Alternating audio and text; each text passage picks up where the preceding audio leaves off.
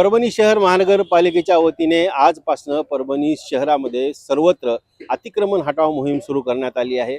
मागील बऱ्याच महिन्यांपासून शहरातील विविध संघटना असतील किंवा पक्षाकडून अतिक्रमण काढण्याची मोहीम हाती घ्यावी असं महापालिका आयुक्तांकडे सर्वांनी साकडं घातलं होतं।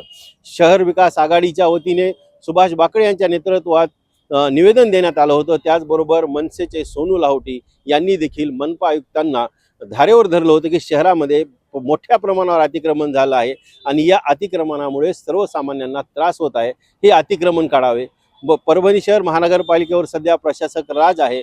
मागील 1 वर्ष निवडणुकांमध्ये गेल्यामुळे परभणी शहरातील अतिक्रमण हटवण्यात आलं नव्हतं, त्यामुळे आता कुठेतरी अतिक्रमण हटाव मोहीम सुरू करावी अशीच मागणी सर्व स्तरातून येत होती आणि त्याचीच दखल जी आहे ती महापालिकेने घेतलेली आहे। महापालिका आयुक्त धैर्यशील जाधव यांनी मागील काही दिवसापूर्वीच एक जाहीर प्रकटन सर्वच प्रसिद्ध वर्तमानपत्रांना देऊन घोषित केलं होतं की ज्यांचे अनधिकृत अतिक्रमण आहेत त्यांनी काढून घ्यावे आणि महापालिकेला सहकार्य करावे, अन्यथा हे अतिक्रमण आम्ही स्वतः काढू आणि दंड लावू। त्या अनुषंगाने काही लोकांनी आपले अतिक्रमण काढले, पण ज्यांनी काढले नाही त्यांचे अतिक्रमण मात्र आजपासून काढण्यास सुरुवात करण्यात आली आहे। परभणी शहरातील 3ही झोनमध्ये सध्या अतिक्रमण हटाव मोहीम मोठ्या प्रमाणात सुरू आहे।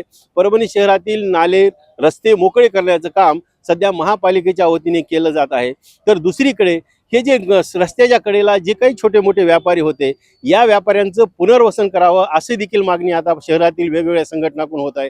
कारण जे छोटे व्यापारी आहेत हे दुकान किरायाने घेऊ शकत नाहीत आणि आपला छोटे गाडे रस्त्याच्या कडेला लावून व्यापार करतात। त्यांच्या जीवनभरणाचा प्रश्न आहे, त्यांच्या पोटाचा प्रश्न आहे, हा सुटावा अशी मागणी देखील स्वराज इंडियाच्या वतीने मनपा आयुक्तांना करण्यात आली आहे की या छोट्या व्यापाऱ्यांचं सर्वेक्षण करावं, यांना कुठंतरी व्यापार करण्यासाठी जागा द्यावी अशी देखील मागणी करण्यात येत आहे। पण एकंदरीतच सध्या शहरामध्ये सुरू झालेली अतिक्रमण हटाव मोहीम ही केवळ छोट्या रस्त्याच्या कडेला असणारं छोटं मोठं अतिक्रमण काढण्यापुरतीच मर्यादित राहते का, की मोठे अतिक्रमण देखील मनपा आयुक्त काढतात, याकडे पाहावं लागणार आहे।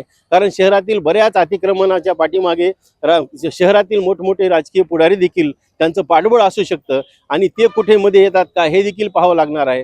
पण आजपासून सुरू झालेली अतिक्रमण हटाव मोहीम ही किती यशस्वी होते ही येणाऱ्या काळात कळेल। पण कुठेतरी मनपा आयुक्त आणि महानगरपालिकेने एक सकारात्मक पाऊल उचललेलं आहे आणि शहराच्या विकासाच्या दृष्टीने शहरातील रस्ते मोकळे करण्याचं काम मात्र आता सुरू करण्यात आलं आहे। त्यामुळे ज्या नागरिकांनी मागणी केली होती अतिक्रमण हटाव मोहिमेची, त्यांच्याकडून मात्र महापालिकेचं स्वागत करण्यात येत आहे।